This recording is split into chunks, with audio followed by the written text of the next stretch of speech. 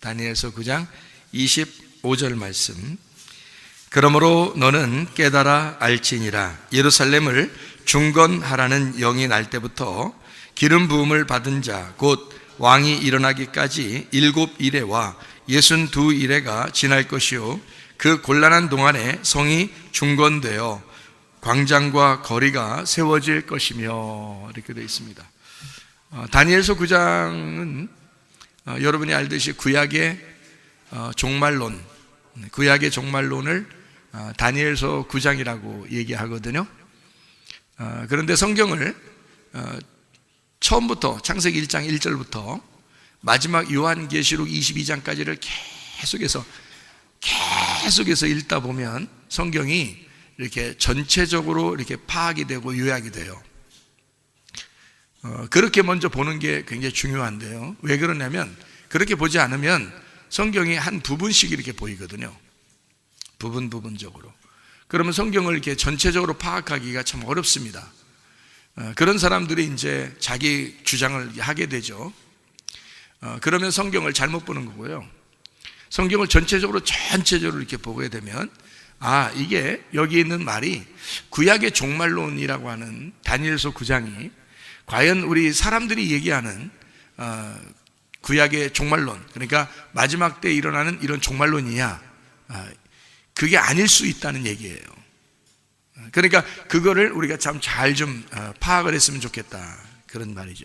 다니엘서 9장을 보면서 다니엘서 9장을 여러분 25절을 이렇게 보니까 지금 우리가 읽어보면 25절에 보면 뭐라고 써 있냐면요, 너는 깨달아 알지어다 예루살렘을 중건하라는, 그러니까 예루살렘 성을 중건하라, 그런 말이 있죠. 7이레와 62이레가 지난다는 거예요. 그럼 7이레는 7 곱하기 7이라는 얘기고요, 62이레는 62 곱하기 7이라는 얘기예요. 그게요, 그렇게 시간이 지난다는 거예요. 그렇게 시간이 지나면 예루살렘을 중건하라고 할 때부터 그 정도 시간이 지난다는 거예요. 그러면 그때 이제 무슨 일이 벌어지는가에 대해서 여기 써 있는 얘기거든요. 그러니까 성이 중건되고 세워진다는 그 얘기를 우리가 이제 좀 알아야 되는데, 이 중건된다는 말이요, 이게 슈브입니다. 슈브라는 말 여러분이 아시죠? 구약의 슈브 그러면 돌아온다는 얘기입니다. 너희가 내게 돌아오려거든, 그 돌아온다는 얘기가 슈브예요. 그 슈브라는 게 다른 말로 말하면 회개입니다. 너희가 회개해야 된다 할 때도 슈브예요. 그리고 중건한다, 이렇게 회복이 된다 할 때도 슈브예요. 그러니까 회복이 된다, 다시 건축이 된다, 다시 돌아온다, 이런 말을 슈브로 쓰거든요. 히브리어 슈브로. 근데 여기에 지금 예루살렘 성이 중건된다 할 때도 그 중건된다는 말을 슈브라고 썼단 말이에요. 그러면 예루살렘이 회복된다는 말이 되는 거죠. 예루살렘이 다시 회복된다. 그러면 다시 회복된다는 말은 예루살렘이 어떻게 됐었다는 얘기예요? 멸망했었다는 얘기죠. 예루살렘이 멸망하고 그 다음에 이 예루살렘이 다시 회복이 될 때부터 시간이 얼만큼 지난다고? 7이레와 62이레가 지나는 거예요. 그럼 그 합하면 몇 이레예요? 69이레입니다. 69이레가 지나면 이라는 말이거든요. 그럼 69이레는 69 곱하기 7 하면 얼마 나오나요? 69 곱하기 7 그러면 483. 요즘 장사를 잘 하신다고 계산이 빨라요. 483. 483이 지나야 되는 거예요. 그럼 483인데 그거를 하루가 어떻게 계산을 해야 되는가? 요 하루, 1에는 7이잖아요. 7, 일주일을 얘기하는 건데, 그러면 이거 하루를 뭘로 계산을 하냐면 성경을 우리가 좀 찾아봐야 되겠죠. 민수기 14장 34절. 민수기 14장 34절에 보면 이렇게 돼 있어요. 너희는 그 땅을 정탐한 날 수인 40일에 하루를 1년으로 쳐서 그 40년간 너희의 죄악을 담당할지니 너희는 그제서야 내가 싫어하면 어떻게 되는지를 알리라 하셨다 하라 그랬습니다. 그래서 광야에 이스라엘 백성들이 몇 년을 있었죠? 40년을 있었습니다.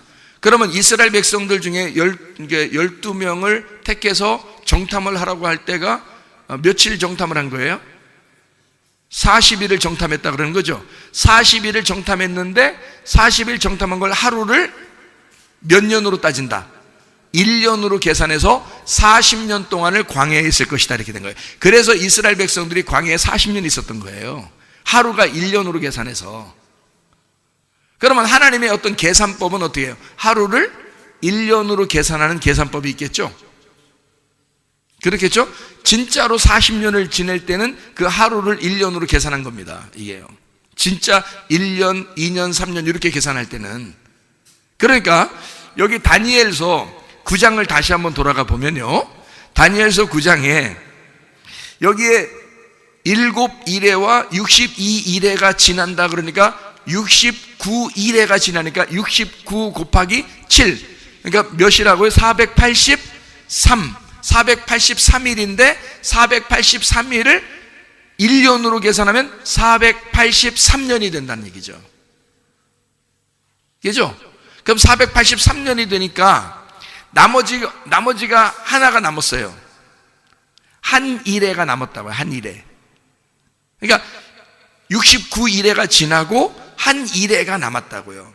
그 한 일회가 남은 거를 하나님이 이제 설명해 주려고 여기 다니엘서 9장에 나온 거거든요.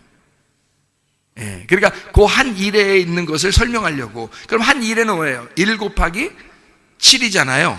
그럼 7일이잖아. 7일은 몇 년? 7년이죠. 그래서 7년 대환란이라고 사람들이 얘기하는 거예요. 그것 때문에. 근데 그게 7년 대환란인지 보라고요. 7년 대환란 아니라고 여기 보면. 그래서 사람들이 7년 대환란이 이제 안 맞는 것 같으니까 이제 3년 반, 3년 6개월 환란 이렇게 얘기한다고. 반환란 이렇게. 그러니까 이게 이제 이런 말인지 한번 보시란 말이에요. 왜냐하면 우리는 지금 어느 시대를 살아가고 있냐면 말세를 살아가고 있는 사람들입니다. 그래서 이 성경도 말세를 뭐를 설명하고 있는지, 말세가 뭐를 설명하고 있는지를 우리가 알고 있어야 되는 거예요.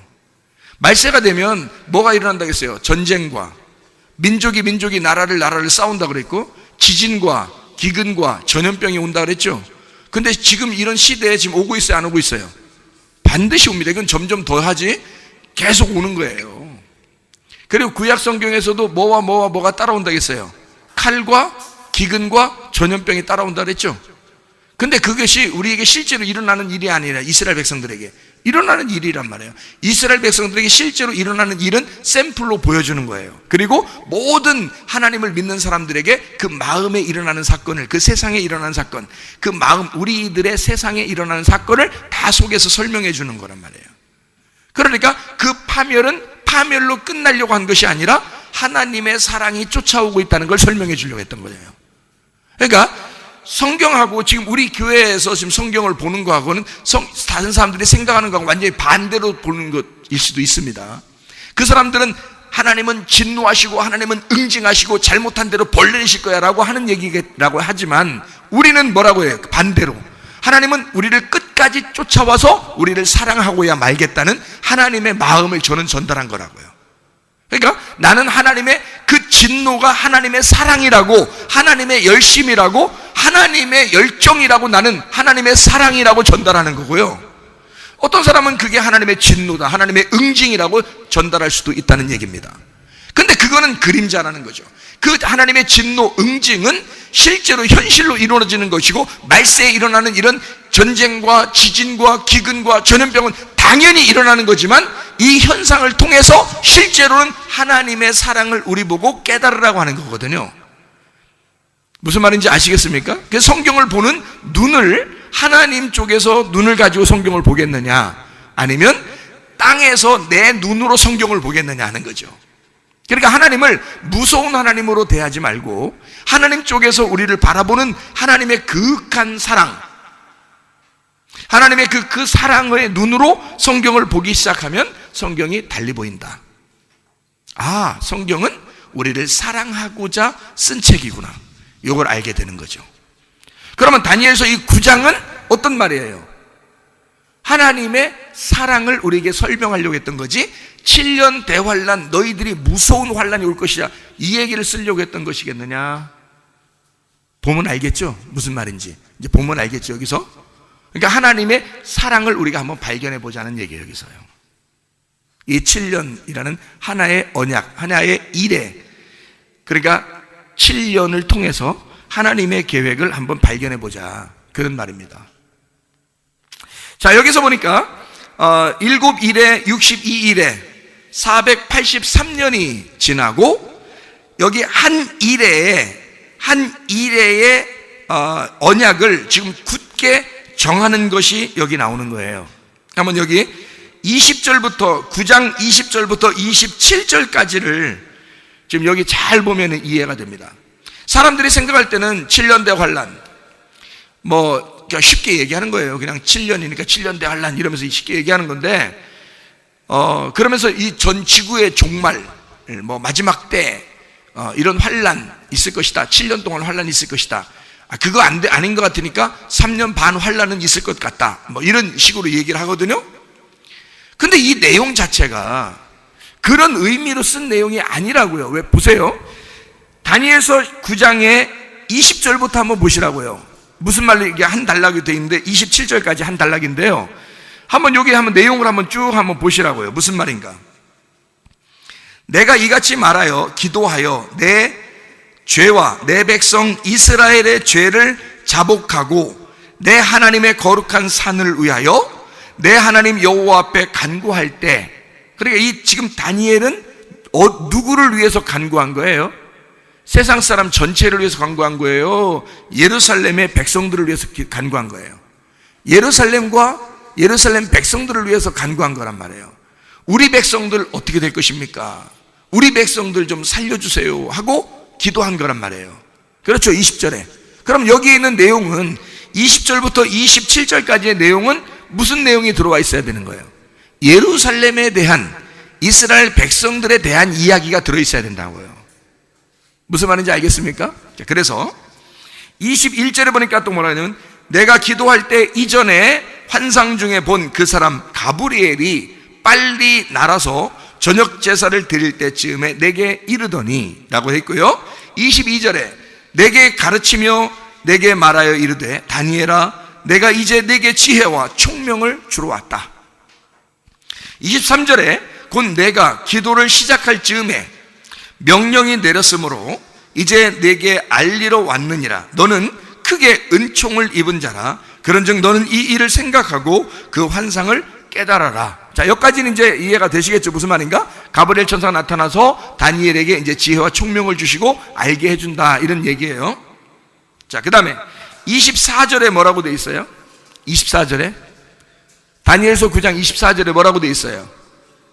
내 백성과 내 거룩한 성을 위하여, 이렇게 돼 있으니까 이거는 지금 다른 나라에 대한 이야기예요? 예루살렘 성에 대한 이야기예요? 예루살렘 성에 대한 이야기란 말이에요. 그죠? 다니엘이 지금 뭐를 위해서 기도했으니까 예루살렘 성과 이스라엘 백성들을 위해서 기도한 거잖아. 그러니까 여기 지금 뭐라고 지금 나온 거냐면, 네 백성과 네 거룩한 성을 위하여 71회를 정하겠다는 거예요. 71회를 정하겠다. 그래서 여기 나오잖아요. 71회가 71회예요.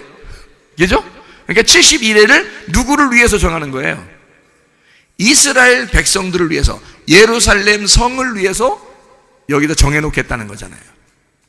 그러면 69일회가 지나고 한 일회가 남아서 7년이 남았다면 이 7년은 누구를 위해서 정해진 거예요? 이스라엘 백성과 예루살렘 성을 위해서 준비된 거지. 그죠? 세상 전체적인 종말을 얘기하는 게 아니지, 그렇게 되면. 그죠? 지금 여기 지금 내용이 그렇잖아요. 자, 그러면 24절에 지금 내 백성과 내 거룩한 성을 위하여 이른 일에 71회를 기한으로 정하였나니 허물이 그치며 죄가 끝나며 죄악이 용서되며 영원한 의가 드러나며 환상과 예언이 응하며 또 지극히 거룩한 이가 기름 부음을 받으리라. 자, 모든 죄악이 다 끝나고 죄악이 다 용서되고 영원한 의가 드러나고 언제 이루어지는 거예요, 그게? 언제 이루어지는 거죠? 구약이 다 지나고 누가 오셔요? 예수님이 오시죠. 예수님이 와야 모든 죄가 끝나죠. 그러니까 여기 지금 예루살렘과 이스라엘 백성들을 향하여 지금 예언을 하고 있으면서 뭐라고 지금 하나님이 가르쳐 주냐면 70일을 정했는데 그 누군가가 와서 너희의 죄를 다 끝내줄 거야. 응? 끝내줄 거야. 너희의 죄를 다 끝내주는 메시아가 올 거야. 그 메시아가 지금 여기에 기름 부음을 받은 자란 말이에요. 이거 메시아를 구약에서는 메시아라고 그러죠. 신약에서는 그걸 그리스도라 그러거든요. 그래서 그리스도라는 이름이 기름 부음 받은 자예요. 구약에 기름 부음 받은 자라는 그리스도가 메시아인 거예요. 기름 부음 받은 자가 온다는 말은 신약으로 말하면 그리스도가 온다는 말이에요. 이 말이, 이 단어가 기름 부음이라는 말은 메시아란 말이에요. 메시아는 신약에서 그리스도예요. 그러니까 메시아가 온다, 신약으로 말하면 그리스도가 온다. 그러니까 모든 죄를 다 끝내는 그리스도가 온다는 말이고요, 모든 죄를 용서하고 영원한 의가 드러나는 그리스도가 온다는 뜻이에요. 이 말이요. 여러분, 예수님이 오실 때 예루살렘과 이스라엘 백성들이 있는 그 율법 안에서 왔어요? 율법을 벗어난 상태에서 왔어요? 이방인들에게. 그거 아니죠? 이방인들에게 온 거 아니죠? 예루살렘과 이스라엘 백성들 안에, 그 율법 안에 오셨죠, 예수님이? 왜요? 율법을 끝내려고, 율법을 완성하려고. 그렇죠? 네. 구약의 모든 율법을 완성하려고 주님 오신 거거든요.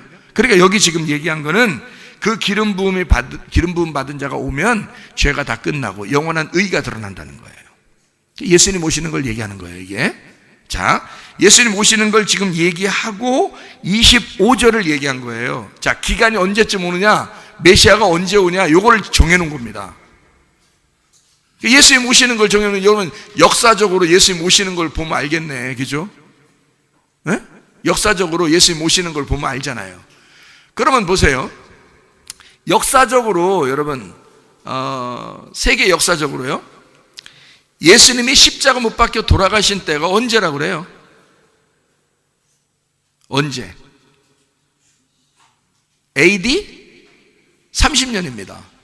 AD 30년이면 예수님이 십자가 못 박혀 돌아가시고 부활하신 때예요. AD 30년이. 이제 통상적으로 그렇게 본단 말이에요. 통상적으로. 그러면은 예수님이 AD 30년에 돌아가시고 부활하시면, 그분이 돌아가시고 부활하시면 모든 죄가 다 끝나겠네요.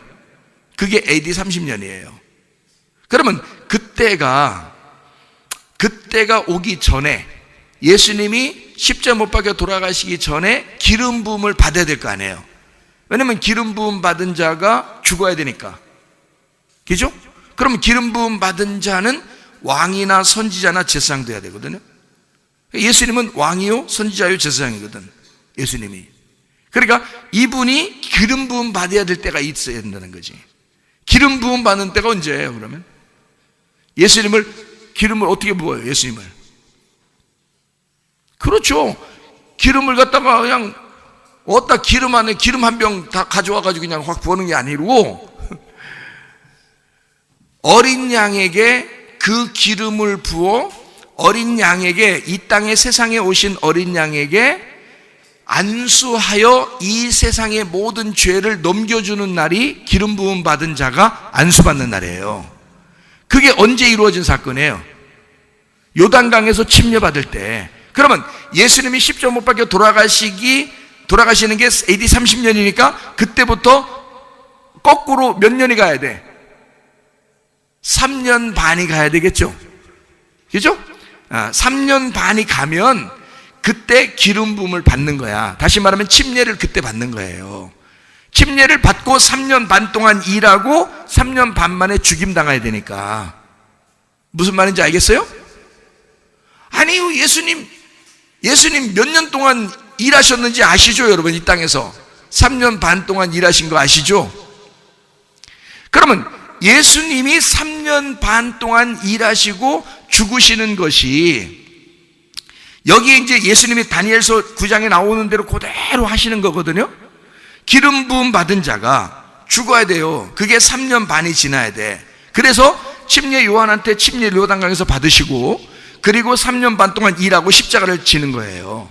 그게 날짜를 하나님이 아시는 거고 정해놓은 겁니다. 다니엘서 9장에 정해놓은 거기 때문에 그 날짜에 죽어야 되는 거예요. 그것도 언제 죽어야 돼? 6월절 날 죽어야 되는 거예요. 6월절 날. 그러니까 예수님이 죽는 날은 정해져 있었던 거예요. 그러면 기름 부음 받는 날도 정해져 있었던 거죠. 이해가 돼요? 왜냐하면 3년 반을 정확하게 일을 해야 되니까. 기름 부음 받고 하나님의 공생의 생활을 3년 반 해야 되니까 요 침례 받는 것도 정해져 있었던 거고, 십자가 못 박혀 죽는 것도 정해져 있었던 거야. 그러면 그 기름 부음 받는 것은, 예수님을 기름 부는 것은 침례를 받을 때 그때 말고는 아무도 예수님의 머리에 안수한 사람은 없어요. 이해가 돼요? 그러니까 예수님이 거기 침례를 받으시는 그때가 하나님의 아들임을 인정하는 날, 하나님이 이 땅에 내려오셨다는 것을 인정하는 날이 그날이에요. 그래서 침례를 받으시고 물에서 올라오실 때 하늘이 열리고 그 위에 있는 하늘에서 음성이 내려오는 거예요. 아버지가 직접 이는 내 사랑하는 아들이라고 인정하는, 하나님의 아들이라고, 땅의 아들을 얘기하는 거 아닙니다. 하나님의 아들이라고, 하늘의 아들이라고 인정하는 날이 그날이었다고요. 그 어린 양, 세상 죄를 지고 하는 그 어린 양에게 안수해서 침례 요한이 모든 인류를 그 머리에다가 넘겨주는 날, 그날이 침례의 날이란 말이에요. 그때가 언제겠어요? 그럼 AD 30년이 십자가 못 박혀 돌아가시는 거니까 요 앞으로 거꾸로 3년 반이 가야 되겠죠? 그러면 그게 이제 언제예요? AD 26년이나 27년이 되겠죠? 그죠? 26년이나 27년이 되는 거야. 그러면 26년이나 27년이 이제 여기 지금 다니엘서 9장에 말하는 기름 부음 받은 때라고 나오는 거죠. 기름 부음 받은 때에 전에 얼만큼 지난다고 했어요? 483년이 지난다 그랬잖아. 그죠? 7일회와 62일회가 지나서 기름 부음 받는다 했잖아. 그죠? 그러니까 그 기름 부음 받은 자가 483년이 지나면 요게 올 거야 라고 얘기하는 거잖아요. 그죠? 다니엘이 지금 요걸 기록을 해 놓잖아요. 그럼 보세요. 여기에 25절에 9장 25절에 예루살렘을 중건하라는 영이 날 때부터, 이것도 이제 그러니까 날짜가 정해져 있었던 거예요. 왜냐하면 예수님이 침례를 받는 시간과 예수님이 십자가 못 박혀 돌아가는 시간이 딱 정해놔야 되거든요. 그게 정해놓으려면 70일회가 딱 정해져야 되고, 70일회가 정해지니까 거기 시작하는 지점부터 언제쯤 시작하면 이렇게 시작돼서 올 때 그 기름 부음 받은 자가 딱 오면 그가 메시아인 줄을 깨달으라는 거거든요. 그죠? 그러니까 적어놓은 거, 미리 적어놓은 거. 하나님의 말씀은 쓸데없이 얘기하지 않는다. 하나님은 시건하지 않는다. 그래서 하나님 말씀은 그대로 이루어져야 되거든요. 이게. 그러니까 그 앞에가 언제쯤 될까라고 하는 것을 여러분이 계산을 해보면 예수님이 침례를 받으시기 바로 전부터 483년이 지나가야 되는데요. 483년이 지나가면 언제가 될까요? 483년이 지나가면 언제가 돼야 돼? AD 26년, 27년에서 거꾸로 483년이 되면 거꾸로 이제 나가니까, 그죠? 26년에서 27년에서 거꾸로 BC로 나가야 되니까 483년을 나가야 되잖아요. 그러니까 그 전에 언제쯤 이것이 이루어지는, 예루살렘을 중건하라는 영이 날 때부터, 요거를 그러면 이거 얘기할 때 이거를 다니엘이 알고 얘기하는 걸까? 모를까? 이걸 알겠죠? 이걸 알겠죠? 요때쯤이겠구나. 그럼 그때부터 계산하면 되겠네, 날짜를. 그럼 언제쯤 예수님이 와서 기름 부음을 받고 죽으시는지 딱 계산 딱 나오겠죠. 그거는 지혜와 총명을 받으면 바로 그대로 나오겠죠. 그 날짜만 계산하면, 그죠? 그러니까 보세요. 예수님 침례를 받으시고 십자가 못 박혀 돌아가시기 전에 483년이 지나가야 되니까 483년이 지나서 BC 몇 년 정도가 되냐면 아까 보니까 BC 456년, 457년이 된단 말이에요. 그죠? 456년에 457년이 된단 말이에요. 그러면 여러분 잘 생각해 봐요. 성경에 그런 말이 어딘가 있어야 되겠죠. 예루살렘을 중건하라는 말이 어딘가 있어야 되죠. 그죠? 그런 것이 나와야 그걸 기점으로 해서 시간을 잡을 거 아닙니까? 다니엘이 아무리 총명이 있어도 날짜를 안 잡아주면 되겠어요? 그죠? 예루살렘을 중건해라. 이런 말이 나와야 되잖아요. 그 예루살렘을 회복해라. 예루살렘을 회복하라는 명령이 나와야 되는 거예요. 그럼 그 명령이 나올 때가 언제냐고. 명령이 나올 때가 언제 예루살렘에 그 회복이 하라고 명령이 나왔나요? 어느 때? 예레미야 때는 멸망시키는 명령이 나온 거고요. 예루살렘이 멸망해야 된다는 명령이 나온 거고, 예레미야 때는. 그 다음에 이제 어디로 잡혀가요? 이스라엘 백성들이 바벨론으로 잡혀가요. 바벨론에 잡혀가서 이 예루살렘을 다시 회복시켜라, 그렇게 명령이 나온 때가 있었어요, 성경에. 어느 때죠? 네? 고레스와 아닥사스다 왕 때예요. 고레스 왕하고 아닥사스다 왕 때. 그게 바사 시대예요. 바벨론이 끝난 첫 번째 왕이 바사 왕이 고레스 왕이에요. 그러니까 바벨론을 멸망시키고 페르시아를 세운 초대 왕이 고레스라는 사람이고요. 그 다음 왕이 아닥사스다 왕이에요. 그러니까 고레스와 아닥사스다 때, 그 왕 때 예루살렘에 있는 모든 백성들, 이스라엘 백성들, 바벨론 때 끌려온 백성들을 다 돌려보내요. 가서 예루살렘의 성전을 세워라. 그리고 예루살렘의 성을 다시 건축해라. 그래서 예루살렘 성전을 세우러 간 사람이 에스라 제사장이고요. 예루살렘 성을 다시 이렇게 중건해서 회복시키러 간 사람이 느헤미야라는 사람입니다. 그래서 성경 어디에 나오는 거예요? 그러니까 그게 에스라, 느헤미야에 나오는 얘기잖아요, 이게. 그러면 에스라, 느헤미야 시대부터 계산을 하면 되겠죠? 그러면 이게 예수님이 언제 나오시는지 이 사람들은 안단 말이에요. 지혜와 총명을 받은 사람들은. 이게 에스라, 느헤미야 시대부터 계산을 해보면 예수님 메시아, 그 사람들이 그렇게 기다리던, 지금 예루살렘에 있는 이스라엘 백성들은요, 지금도 메시아를 기다려. 지금도. 아직 안 왔다고 생각해서. 뭐가 안 온 거예요? 그 사람들에게 메시아가 안 온겨? 지혜와 총명이 안 온겨? 지혜와 총명이 안 온겨. 그게 가리워진 거야. 그러니까 지혜와 총명만 받으면요, 이게 계산을 딱 할 수 있어요. 그 사람, 구약 사람들도, 이스라엘 사람들도 지금도 계산할 수 있는 거예요, 이게. 그럼 이게 에스라, 느헤미야 시대라는 걸 분명히 알 수 있는 거죠. 이게 성경에 없는 얘기를 하는 게 아니니까, 이게. 그래서 다니엘서 9장 25절에는 뭐라고 돼 있어요? 다시 한번 보면, 너는 깨달아 알지어다. 예루살렘을 중건하라는 영이 날 때부터 기름 부음을 받은 자, 곧 왕이 일어나기까지, 하나님이 자기 아들이라고 인정하는 날이잖아요. 침례받는 날이죠. 그날 그 왕이 일어날 때까지 얼마 지난다? 7일에와 62일에가 지날 것이요. 이렇게 돼 있죠.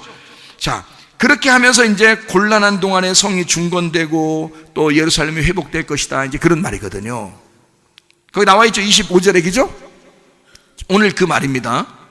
그리고 26절을 한번 이제 봐봐요. 이제 26절, 이거 이제 또 여기에 또 핵심이 또 있는 거죠. 26절에 보니까 또 뭐라고 되어 있냐면 이렇게 되어 있습니다. 62일의 후에 기름 부음을 받은 자가 어떻게? 끊어져도, 그러니까 죽는다는 얘기까지 나오잖아요. 그 기름 부음 받은 자가 메시아인데, 메시아가 그리스도군, 그리스도가 죽는다는 말이 나오잖아요. 그죠? 그러니까 62일의 후에 죽는다는 거니까 언제 죽는 거야? 자, 70일에가 이렇게 딱 정해져 있어요. 70일에가. 그리고 69일에가 지났어요. 그리고 마지막 한 일회가 남았어요. 그럼 그게 7년이야. 그죠? 7년. 자, 저 따라오고 있습니까, 저를? 지금 저 따라오고 있어요? 마지막 7년 남았죠?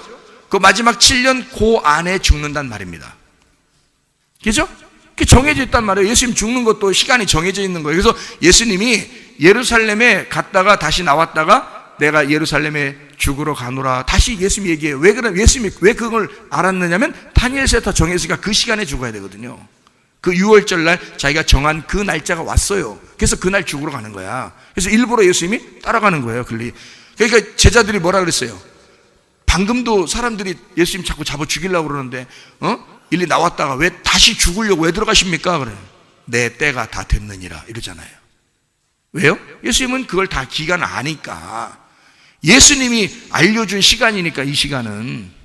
그러니까 예수님이 그 시간 아니까 예수님은 아니까 자기가 죽으러 들어가는 거예요. 그 시간을 맞춰야 되니까. 그때 6월절이 지나서는 안 되거든. 6월절 날 죽어야 되거든요. 어린 양으로. 그래서 어린 양으로 오신 거야. 6월절 세상 죄를 지고 가는 하나님의 어린 양으로 오신 거란 말이에요. 근데 그분이 하나님의 왕이, 하늘나라의 왕이란 말이에요.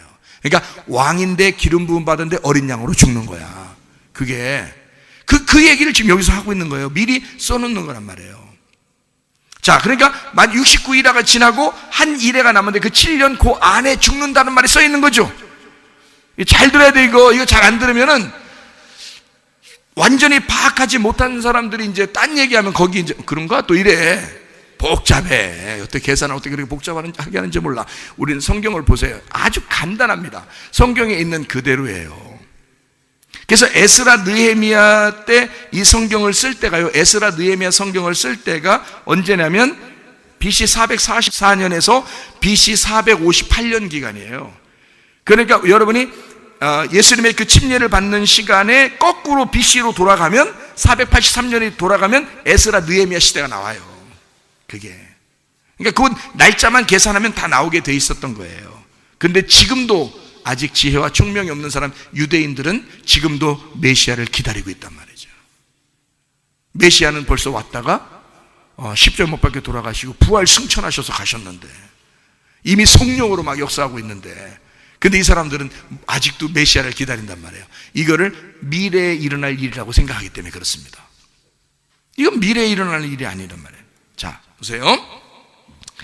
자, 62일의 후에 26절입니다. 62일의 후에 기름 부음을 받은 자가 끊어져 없어질 것이며 장차 한 왕의 백성이 와서 그 성읍과 성소를 무너뜨리려니와 장차 한 왕의 백성이 와서 예루살렘을 무너뜨린다라는 예루살렘이 멸망한다는 거를 설명하는 거예요. 이건 언제 일어난 사건이에요? AD 70년 예루살렘 멸망입니다. 예수님이 예언한 거예요. 다니엘의 말한 바 예루살렘이 멸망될 것이다. 성전이 다 멸망돼서 성전에 돌 하나도 돌 위에 남지 않고 다 멸망받을 것이다. 예수님이 예언했죠? 예수님 언제 예언했어요? 예수님 십자가 못 박혀 돌아가시기 전에 예언했습니다. AD 30년. 그리고 40년이 지난 AD 70년에 예루살렘이 멸망합니다. 이 얘기를 그대로 한 거예요.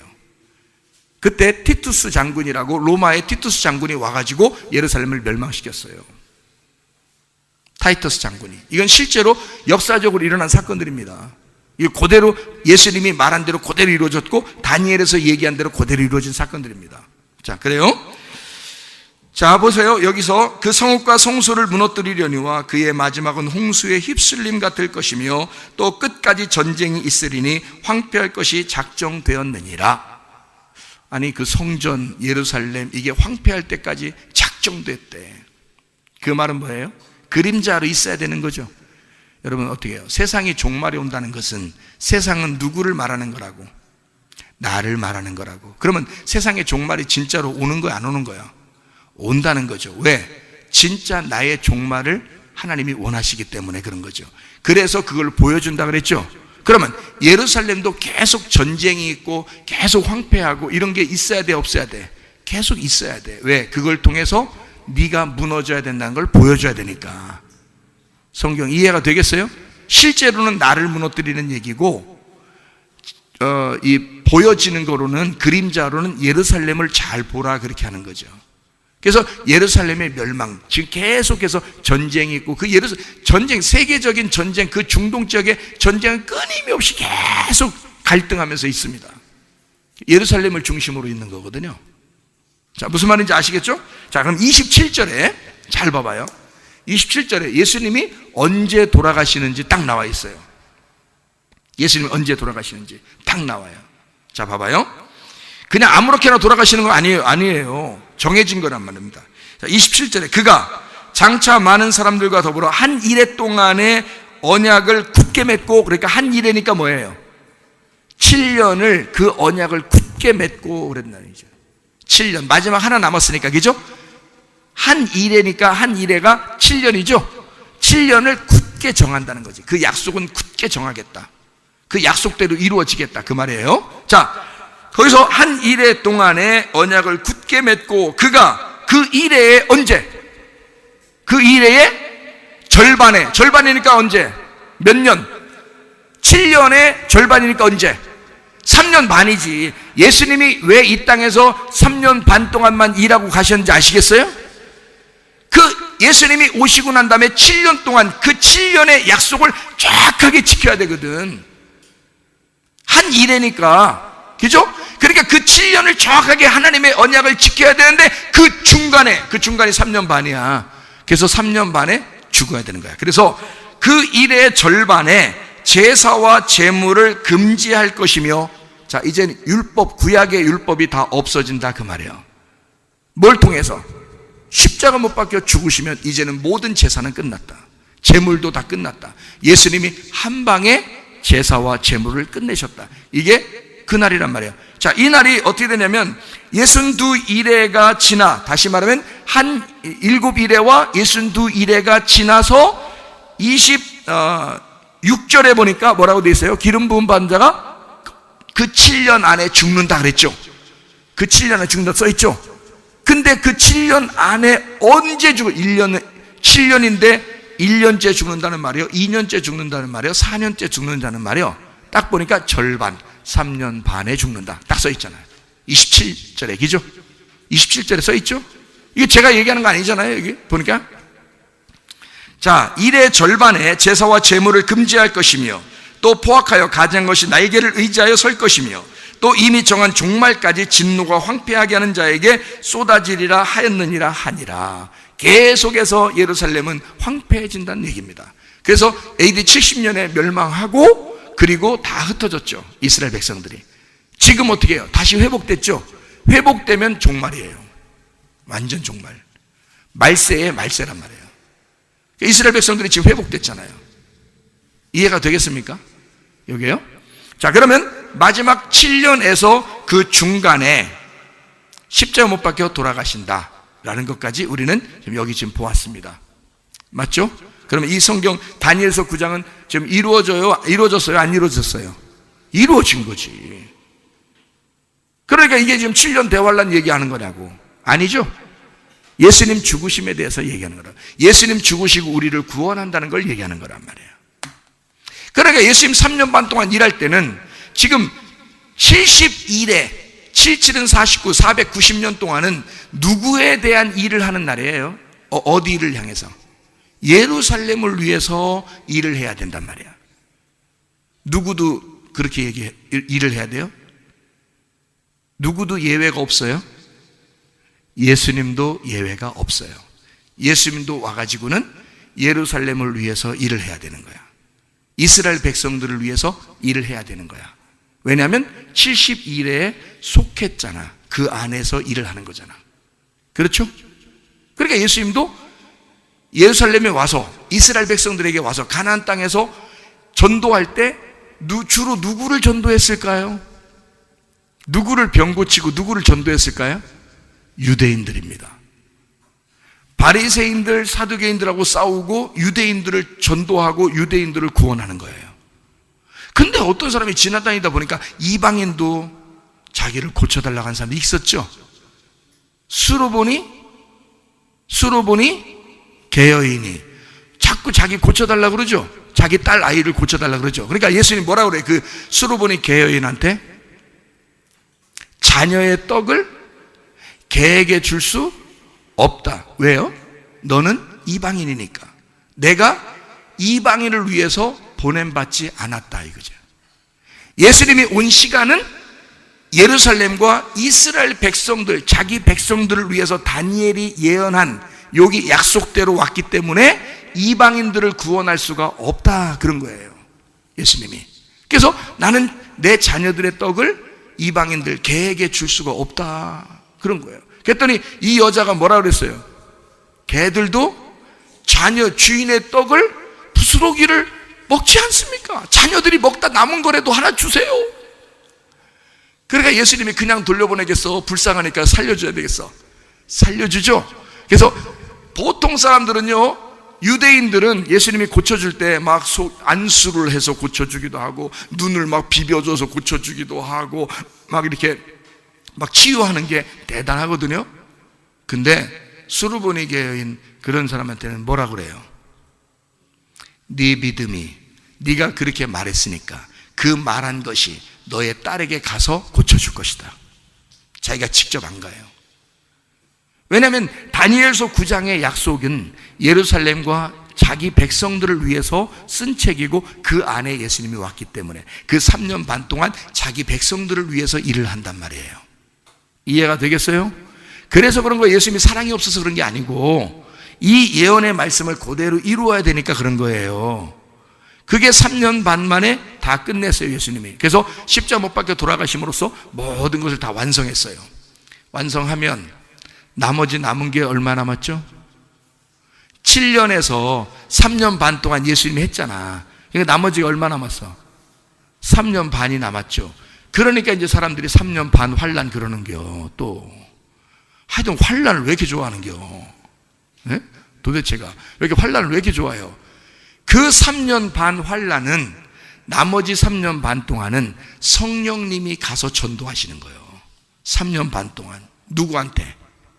이스라엘 백성들한테. 이스라엘 백성들한테, 자기 백성들한테. 예수님이 부활 승천하시고 성령님께 자기 일을 맡겨서 3년 반 동안 자기 백성들만 전도해요. 그게 사도행전 2장부터 사도행전 9장까지야. 그게 사도행전 2장부터 사도행전 9장까지 여러분이 다 읽어봐. 이방인들 한 명도 구원 못 받습니다. 사도행전 2장 때 오순절 성령 충만 받죠? 예루살렘과 온 유대와 사마리아 땅까지 이르러 내 증인들이라 하고 난 다음에 이스라엘 백성들, 이 제자들, 주님의 제자들이 하나라도 이방 백성들한테 간 사람이 있어 없어? 없어요. 언제까지? 사도행전 9장까지. 사도 바울도 이방인을 위한 사도지만은, 그러나 이방인에게 먼저 가서 전도하지 않았습니다. 예수님 보내기 전까지. 그때까지가 사도행전 10장이 지나가야 돼. 사도행전 10장이 지나가야 이방인들이 전도되는 거예요. 그럼 사도행전 10장이 분기점이네. 사도행전 10장이 끝나는 때란 말이에요. 이게 성경이 이 다니엘서 9장이 끝나는 때가 사도행전 10장인 거예요. 그때까지가 예루살렘 이스라엘 백성들의 구원받는 시기란 말이에요. 사도행전 10장에 누가 구원받았어요? 사도행전 10장에 이방인 첫 번째 이방인 구원자 누구? 고넬료. 그렇지, 곧이에요. 곧입니다. 넬료가 구원받았습니다. 곧인데 넬료 구원받자. 오늘 그 곧인데 날 넬료가 구원받았어요. 고넬료가 구원받았네요. 사도행전 10장에 그때부터 이방인에게 바울을 보내는 것입니다. 그때부터요. 그때 고넬료를 구원시킬 때는 누가 구원시켰어요? 바울이 가서 구원시킨 게 아니고 베드로가 가서 구원시켰어요. 왜? 베드로가 뭘 가지고 있다고? 열쇠를 가지고 있다고. 마태복음 16장에 예수님이 베드로 보고 어떤 열쇠 준다고 했어? 천국 열쇠를 베드로한테 맡겼다 그랬어. 그러니까 베드로가 이방인 구원을 열어줘야 되는 거야. 이방인 구원을, 고넬료를 구원을 열어주면 그때부터, 그 다음 사도행전 11장부터 바울이 등장해 나가는 거야. 그때부터. 바울이 그 전에 아무리 구원받았어도 안 돼. 고넬료가 구원받기 전까지는. 고넬료가 구원받고 난 다음에 문이 열리고 베드로가 문을 열어준 다음부터 사도행전 11장부터 이제 그때부터 바울의 시대가 열리는 거야. 사도행전이. 성경은 그냥 아무렇게나 우연히 쓴 책이 아니에요. 그러니까 이게 71회가 누구에게 완성됐다는 얘기야? 예루살렘과 이스라엘 백성들에게 완성된 거지. 이게 무슨 7년이 있고 3년 반이 있어요. 다 완성된 거지. 예수님의 시대 때에서 주님의 제자 시대까지 딱 완성이 됐어요.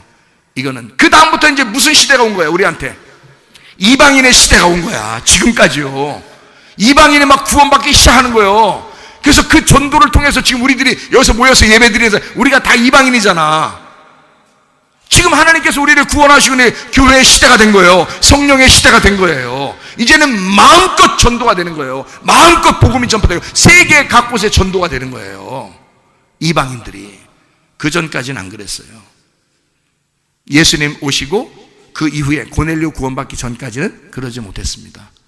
사도행전 2장에도 오순절날 성령 충만 받으러 온 사람들 중에서요, 그 오순절날 구원받은 3,000명 있잖아요. 그 사람들 다 유대인입니다. 다른 나라에 살고 있었던 유대인들이 제사를 지내러 온 거예요.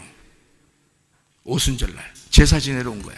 그 사람들이 베드로 설교를 듣고 구원받은 거예요. 그날. 그래서 구원받은 게 3,000명이에요 이방인들이 아니야. 그 사람들이 각 처에서 이스라엘 백성 하나님을 경외하는 자들이 와가지고 자기가 자기의 하나님을 믿으려고 섬기려고 온 거예요. 거기서 3,000명이 구원받은 거야. 이스라엘 백성이 한꺼번에 구원받은 것입니다. 그날 하나님의 놀라운 역사가 성령 충만할 때 이루어졌죠. 그리고 3년 반 동안 일했어요. 그래서 고넬료가 구원받은 것이 AD 34년. 그러니까 이 시간은 그때 끝났다 이 말이에요. 다니엘의 71회가 다 끝나는 거지. 무슨 말인지 알겠죠? 마지막 한 일회를 하나님이 언약으로 딱 정해놓고 그 중간에 예수님이 죽으시고, 그러니까 한 일회의 첫 번째 시작을 침례로 시작하죠. 침례로 시작하고 십자가 못 박혀 돌아가시고, 그죠? 네. 그리고 고넬료가 구원받을 때까지 유대인들이 구원을 다 받게 하고 사도행전 10장이 열려 그 다음부터 사도행전 뒤에 이방인들이 구원받는 역사가 이제 일어나게 됐다 이 말이에요. 지금까지. 이게 다니엘의 역사입니다. 다니엘의 9장의 이야기라 그 말이에요. 자, 무슨 말인지 아시겠죠? 이렇게 성경이 이제 완전하게 이루어져. 그럼 우리는 여기서 내용을 알아야 되겠죠? 성경에 이렇게 쓴 내용을 알아야 되겠죠. 여기 그러면 이건 지났네, 끝났네. 이 성경 보지만 이제 다 지났디야. 이게 아니잖아. 지난 사건이 아브라함의 하나님은 지금도 아브라함의 하나님, 우리 하나님. 이삭의 하나님은 지금 우리의 하나님이죠. 야곱의 하나님은 지금 우리의 하나님이란 말이에요. 고넬료의 하나님도 지금 우리의 하나님이고 여기 지금 다니엘의 하나님은 지금 우리의 하나님이니까 우리에게 말씀하실 거 아니에요. 이걸 통해서, 그죠? 그러면 여기서 어디가 딱 이 다니엘서의 중심, 여기서 마지막에 다니엘서의 중심을 뭘로 잡은 거예요? 기름 부음 받은 자가 죽음으로써 모든 죄를 다 끝내는 것을 얘기하는 거예요. 그죠? 그러면 누가 중심인 거예요? 여기서 메시아 그리스도 예수가 중심인 거예요. 이 다니엘서 9장의 지금 중심은 예수님에 대해서 쓰고 싶어서 그랬던 거예요. 맞죠? 그러면 여러분, 이 예수님이 우리의 중심이니까 예수님이 내 안에 들어오시면 나도 영적으로 시작하는 거란 말이지. 예수님이 들어오기 전에는 창조가 되기 전이지. 여러분, 이 말씀 속에 우리에게 말하고 싶은 게 있다고. 이 다니엘서를 통해서. 여기는 중심이 뭐라고? 예수가 중심이라고. 예수가 없으면 너는 창조된 게 아니야. 예수가 네 안에 들어오기 전에는 그건 세상 창조된 게 아니야. 이미 너는 창조 전에 있는 거야. 근데 세상, 예수님께서 내게 들어오시면 이게 그때부터 나는 창조가 시작된 거란 말이지. 세상이, 나라는 세상이 시작된 거야. 누굴 통해서? 예수를 통해서. 예수가 들어와야 내 세상이 시작되는 거예요. 드디어. 예수 안 들어왔으면요, 우리는 죽은 거야. 예수 안 들어와 있으면 생명이 없는 거예요. 생기가 들어와야 그때부터 이 흙이 살아나지, 호흡을 하지. 예수가 나의 생기라니까. 예수가 나의 호흡이요. 하늘에서 우리에게 떨어뜨려 놓은 그 호흡이라고요. 그 숨이란 말입니다. 그 숨이 내게 와야, 그 말씀이 내게 와야 내가 비로소 세상이 시작된 거란 말이에요. 그게 창조라고요. 말씀이 육신이 된 창세, 창조가 시작됐다 그 말이에요. 그러면 예수가 들어왔으니까 이제 시작됐죠? 시작됐으면 그때부터 시작했다, 끝났다 이렇게 되는 거예요. 성경 시작했다, 성경 끝났다 이렇게 되는 거예요. 세상이 시작되잖아? 그러면 끝난 거예요. 그때부터. 무슨 말이냐 이게? 응? 이게 무슨 말이냐? 세상이 시작돼서 예수님이 내 안에 들어오셨어. 그러면 예수님 들어왔으면 오늘 예수님이 들어왔으면 오늘부터는 나한테 무슨 날이야? 말세야. 오늘부터는. 이게 창조가 아니라 이미 창조가 됐잖아. 창조됐으면 우리는 오늘부터 말세를 살아가는 거라고. 하루하루가 말세를 살아가. 언제 죽을지 모르지만 말세를 살아가는 거라고. 이렇게. 그래서 말세라 그러는 거야. 자, 여러분, 그 말세가 진짜 말세인지 한번 찾아보겠습니다. 베드로 전서 1장, 베드로 전서 1장 1절부터 보도록 하겠어요. 베드로 전서 1장 1절부터 봅니다. 예수 그리스도의 사도 베드로는 본도, 갈라디아, 갑바도기아, 아시아와 비두니아에 흩어진 나그네, 여기 이제 이게 핵심이요. 그러니까 나그네한테 썼단 말이에요. 나그네. 자, 3절. 우리 주 예수 그리스도의 아버지 하나님을 찬송하리로다. 그의 많으신 긍휼대로 예수 그리스도를 죽은 자 가운데서 부활하게 하심으로 말미암아 우리를 거듭나게 하사 산 소망이 있게 하시며. 그랬어요. 예수 부활. 5절. 너희는 말세에 나타내기로 예비하신 구원을 얻기 위하여 믿음으로 말미암아 하나님의 능력으로 보호하심을 받았느니라. 자, 거기 말세가 나오죠? 말세. 그러면 여기 말세는 어디하고 연결된 거야? 3절, 4절하고 연결된 거지. 5절이. 그렇죠? 그러면 언제가 말세라는 거예요? 예수님 부활하시면 말세라는 거야. 그렇죠? 예수님 부활이 곧 말세라는 거야. 그러면 보세요. 말세라는 게 뭐냐면 이런 거죠.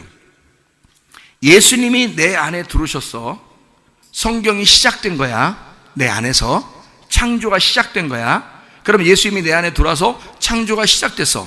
나는 이제 예수님 오시기 전에 살던 사람이었는데, 죽었던 사람인데 하나님 말씀이 와가지고 오늘 드디어 예수님이 내 안에 들어왔어. 그러면 내 속에 세상이 시작됐고 창조가 시작됐어요. 그럼 오늘부터 이제 우리는 예수님의 죽으심으로 살아. 예수님의 부활하심으로 살아. 예수님의 부활하심으로 살아. 그럼 예수님의 부활은 말세야. 그래서 내일도 말세, 오늘도 이제 오늘부터 말세를 시작해서 내일도 말세, 내일 모레도 말세, 내일 모레 글패도 말세인 거야. 우리가 죽을 때까지 말세인 거야. 그러니까 세상이 시작됐는데 세상 시작한 다음 날부터는 계속 말세를 살아가는 거야. 그렇죠? 그러면 이 말세를 살아갈 때 예수의 부활 안에서 우리는 살아가게 된다. 그러니까 예수의 그 죽으심과 부활이 내 속에 일어나면 그때부터 종말인 거야, 나한테는. 그죠? 무슨 말인지 알겠어요? 그러면 종말의 시간에는 뭐가 있는 게 종말이라고 그랬어요?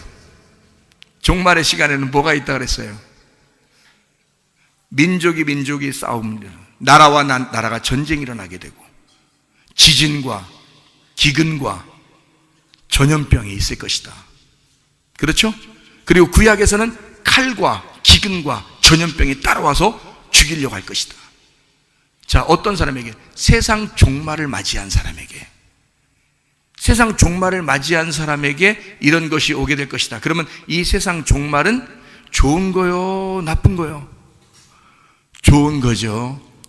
그러니 우리가 환영을 해야 되겠죠.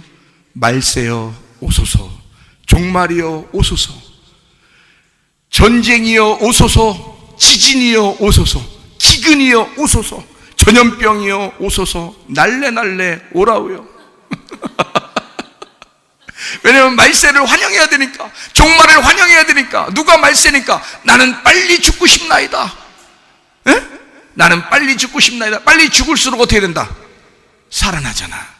나는 빨리 죽을수록 부활하잖아. 내가 빨리 죽을수록 예수로 살게 되잖아.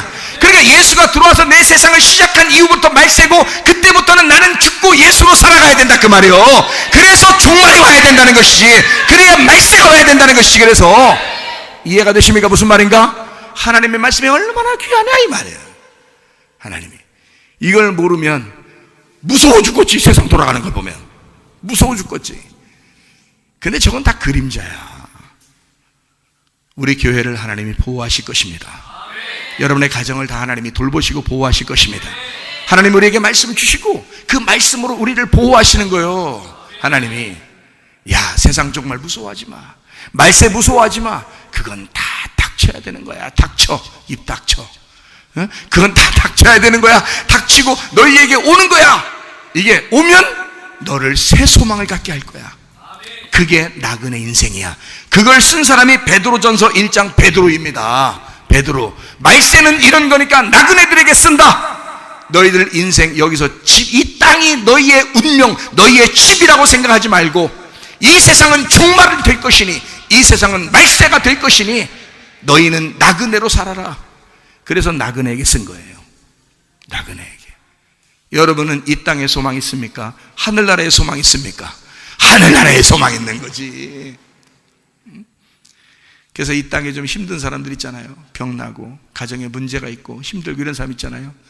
그런 사람들은 어디에 소망이 더 크게 느껴져? 하늘의 소망이 더 크게 느껴져. 그러니까 여기서 가난하면 가난할수록, 여기서 피폐하면 피폐할수록, 황폐하면 황폐할수록, 멸망받으면 멸망받을수록 어디가 더 커져? 하늘나라가 더 커지는 거란 말이에요. 이 속에서.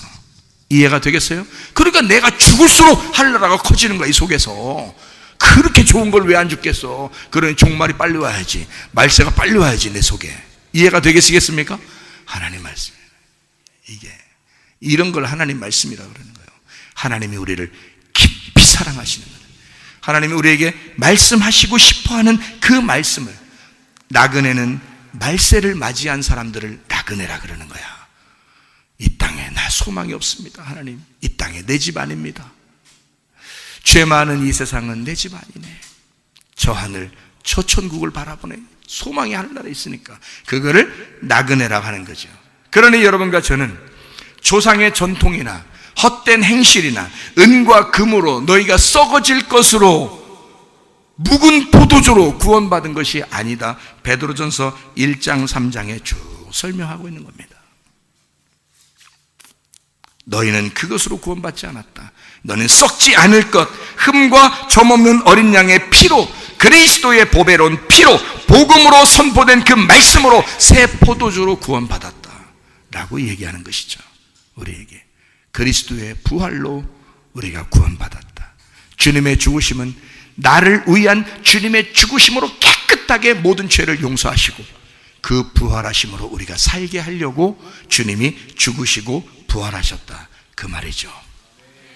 여러분, 한 말씀만 하고 마치도록 하겠습니다. 우리는 시은 좌 악의를 환영하고 또 그 시은 좌 악의를 통해서 은혜를 깨닫습니다. 시은좌니까, 은혜니까. 자, 어때요? 애기 시은좌가 똥 싸고 오줌 싸는데 부모가 싫어하는 게 있다 없다? 없다. 귀엽다. 똥 싸고 오줌 싸는 거는 얘가 하는 일이다. 얘는 그렇게 태어났고 그렇게 살아갈 수밖에 없다. 자기 혼자 치울 수 있다면 얼굴이 불그름해지고 부끄러워하고 자기 혼자 문질러서 어쨌든 해결해 보려고 하겠지만 그럴 수 없는 게 똥 오줌이더라. 근데 부모는 그거를 깨끗하게 치워주면서 기뻐하더라. 날마다 싸는 거를. 날마다가 뭐요? 매 순간마다 싸는 거를 부모가 치워주면서 기뻐하더라. 여러분, 애기 키워보신 분들 알고, 애기를 이번에 새로 태어나서 이렇게 키우는 걸 보면 아시겠죠? 무슨 말인가? 이해가, 상상이 가죠? 무슨 말인가? 상상 이상의 것을 상상하세요. 이해가 되시죠? 그러니까 그렇게 하는 게 뭐다? 부모의 사랑이라는 거예요. 자녀는 그걸 몰라요. 그냥 똥만 퍼질러 싸. 애가 부끄러운 줄도 몰라. 그리고 그냥 원래 그렇게 살아. 뭐 교육받지도 않았는데 원래 그렇게 살아. 자, 보면 우리의 인생이라는 게 다 어떻다고요? 날마다 우리는 더하면 더했지. 그런 똥 싸놓는 게 더하면 더했지. 우리가 덜하진 않다란 말입니다. 인간이라는 게 죄를 짓고 짓는 게 더하면 더했지, 똥 싸 퍼질러 짓는 게 말이요, 자기 혼자 해결할 수도 없는 거를 그렇게 싸대 질러대는 게 더하면 더했지 덜하진 않더라. 인간이라는 게 그렇더라. 그럴 때 누가 찾아오신다? 부모가 치워주더라. 부모가. 자, 우리는 어둠 속에서 살아갈 수밖에 없더라. 보니까 맨 똥 싸고 오줌 싸고 어둠에 더 어둡고 더 힘들게 살아갈 수밖에 없는데 누가 찾아오시더라? 빛이 찾아오시더라. 어두울수록 거기에 빛이 찾아오시더라. 근데 내가 어둠에 살았다고 부끄러울 필요가 있다 없다? 없다. 주님은 네가 혼자 똥을 뭉개면서 치울 수가 없다는 걸 아신다. 하나님은. 무슨 말인지 아시죠? 그래서 빛으로 찾아오시는 거라 이 말이지. 교정하고 바르게 우리를, 이제 이 하나님 말씀은 이제 바르게 세우고 교훈하고 막 책망하고 이러잖아요. 그러니까 교정하고 바르게 세우는 사랑이라도 방법은 좀 달라도 똑같이 하나님은 사랑으로 찾아오시더라. 부모가 그렇더라. 그러니까 방법은 좀 더 달라요. 가정마다 아이들 키우는 방법들은 조금씩 다릅니다. 근데 뭐가 내재되어 있어요? 부모는 기본적으로 사랑이 내재되어 있더라. 그럼 우리 하나님은 어떻겠어요? 하나님은 더 사랑이 많으시지. 다시 말하면 우리 부모들보다 훨씬 더 사랑이 많으시죠. 부모들이 그렇게 애들을 위해서 안타까워하는 그 마음보다 훨씬 더하면 더했지 덜하지 않더라. 우리 하나님이. 그걸 내가 발견하게 됐더라. 그런 얘기를 들으면 진짜 그럴 것 같죠, 여러분도? 그래요. 진짜 그렇습니다. 여러분이 자녀 키워보면 알잖아. 자녀한테 뭐 바라는 거 있어요? 없어요. 그냥 똥 치워주는 게 기뻐. 시원할 것 같아서. 자기가 치워주면 자기가 시원해. 희한하지 그게. 자기가 밥을 먹여주면, 이거 분유 먹여주고 전 먹여주면서요, 자기가 기분 좋아. 얘가 기뻐할 거를 생각하니까. 그리고 이 똥 치우면서 이렇게 해야 됩니다. 저도 많이 해봤는데요. 똥 치워주고 오줌 기저귀 이렇게 가려주면서 뭐를 또 해야 돼요.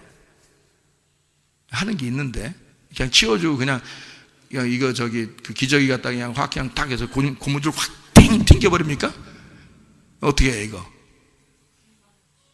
분발로 저기 톡톡톡톡톡톡톡.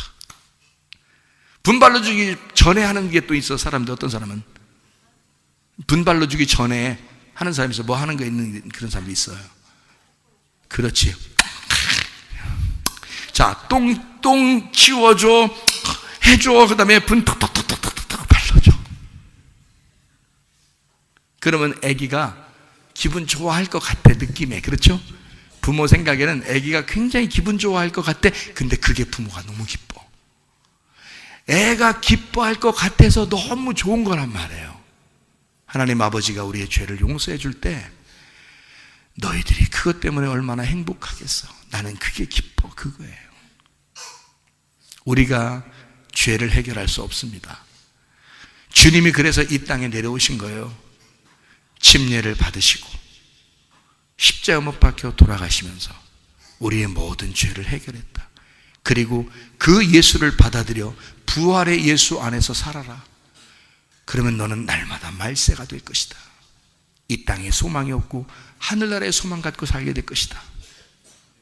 그겁니다. 주님의 은혜 안에서 살아가게 되는, 다시 말하면 땅의 운명이 뭐냐? 우리가 인간은 똥 싸고 오줌 싸는 인간의 운명이란 말이에요. 그렇게 살아갈 수밖에 없는 사람들이야. 날마다 죄를 짓고도 뻔뻔하게 살아가는 사람들.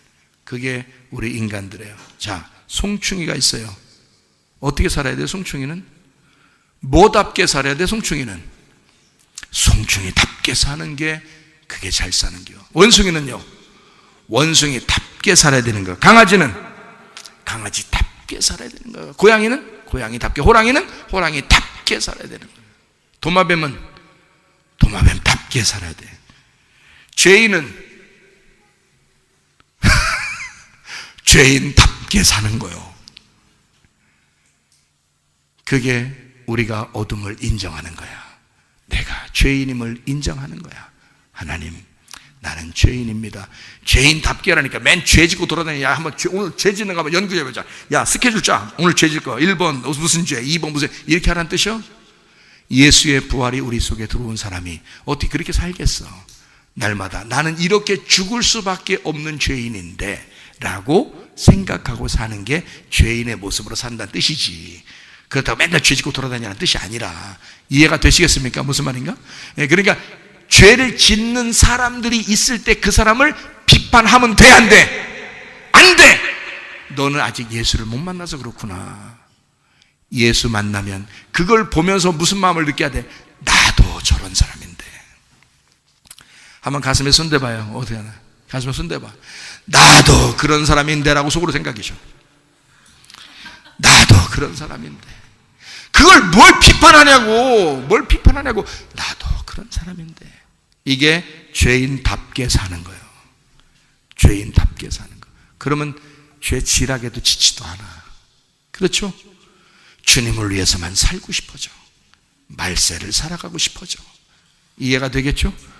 땅의 운명으로 사는 자기 분량대로 살아가는 것, 이게 우리는 죄인이니까 죄인으로밖에 살아갈 수밖에 없는 이 인간들의 모습, 이게 땅의 운명이라는 거예요. 그게 모두 어둠이라는 겁니다. 예수가 내게 없으면 나는 그냥 어둠 가운데 살아갈 수밖에 없는 사람이라는 거죠. 그런 사람들을 보면서 나의 어둠을 깨닫게 되는 것이고, 그리고 나도 어둠이었었다는 사실을 깨닫게 되고 예수 그리스도 그 빛을 굳게 붙잡고 나아가야 된다, 그 말입니다.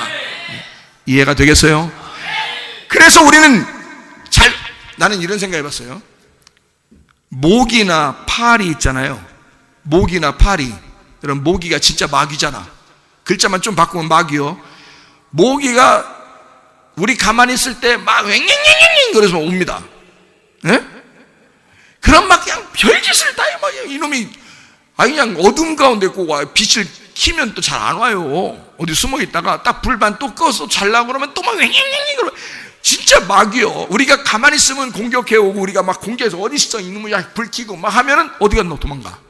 마귀란 놈이 그래. 그러니까 이 포도원을 허는 여우를 잡으라 그랬지. 마귀는, 그 여우는 반드시 우리가 틈을 보이면 들어온단 말이에요. 이게 우리의 생각으로 틈을 보이면 들어온다는 거지, 이게 마귀란 놈이.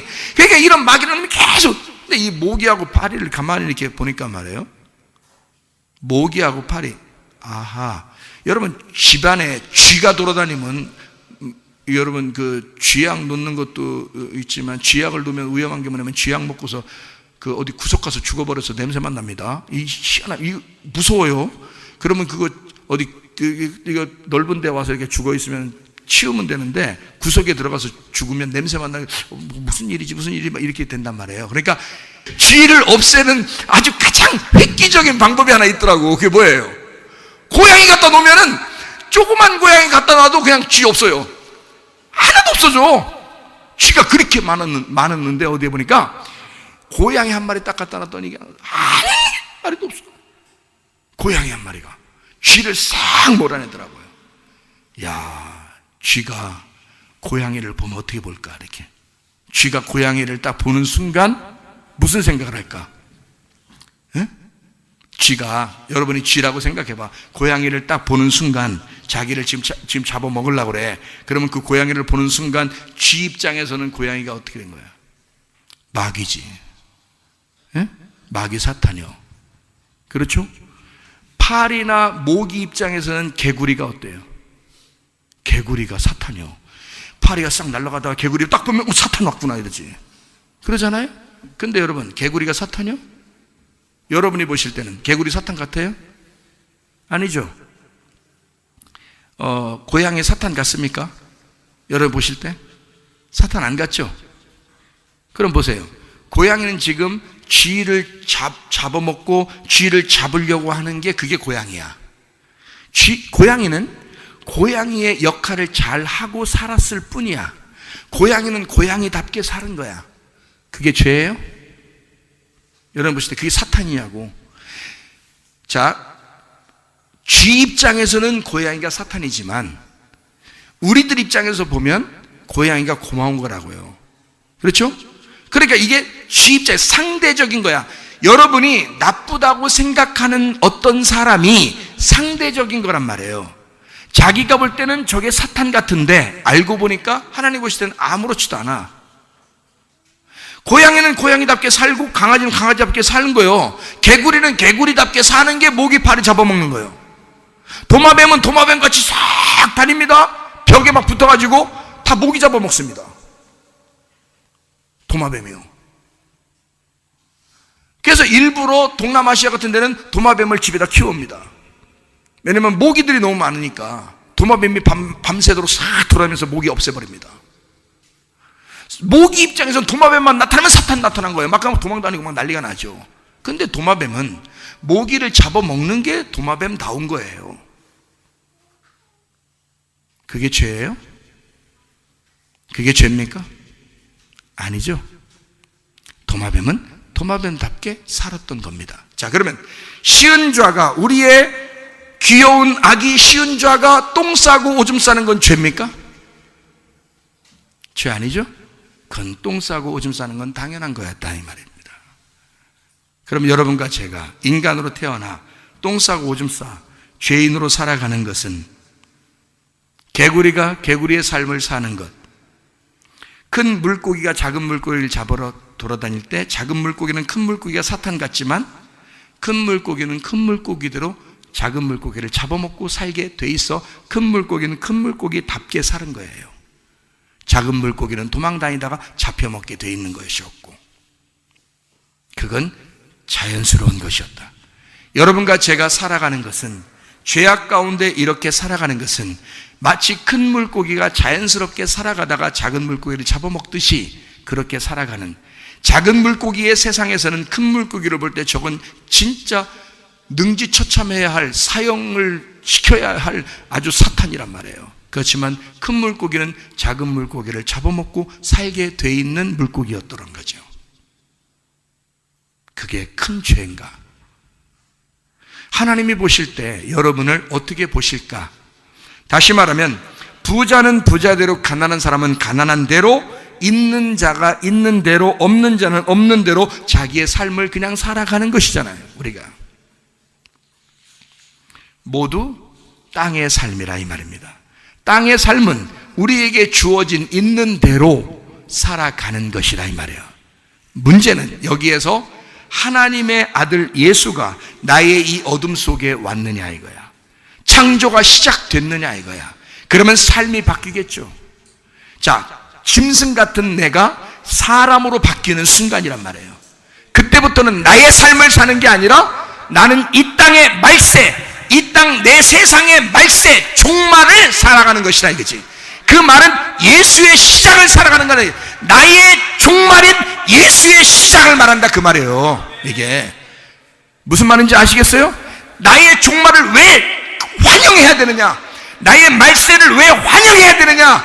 나의 어둠이 파괴가 되는 순간 그때부터 빛의 시작이 되기 때문에 그런 거다. 나의 어둠의 끝은 빛의 시작을 말하기 때문이다. 땅의 운명의 끝은 하늘의 운명의 시작을 말하는 것이다 그 말이죠. 그래서 우리는 종말을 맞이해야 된다는 거야. 말세를 맞이해야 된다는 거예요. 여러분의 이 지구의 종말을, 이 세상의 종말을 환영하시라 그 말입니다. 그리고 예수의 부활을 환영하시라 그 말이에요. 그래서 우리는 이 땅의 운명대로 살아가는 사람이 아니라, 자기의 삶을 살아가는 게 아니라 어둠이 빛으로 바뀌어 살아가는 예수 그리스도의 삶을 살다가 주님 만나시기를 바랍니다. 우리 하나님 아버지 사랑과 은혜를 감사를 드립니다. 하나님, 우리는 종말을 환영하기로 했습니다. 말세를 환영하기로 했습니다. 하나님, 나의 종말은 예수의 시작이요 창조의 시작이며 곧 나의 말세는 곧 빛의 시작임을 우리가 깨닫습니다. 하나님 아버지, 주님과 동행하다가 주님 만나게 도와 주시옵소서. 예수 그리스도 존귀하신 이름 받들어 기도 올리옵나이다. 아멘.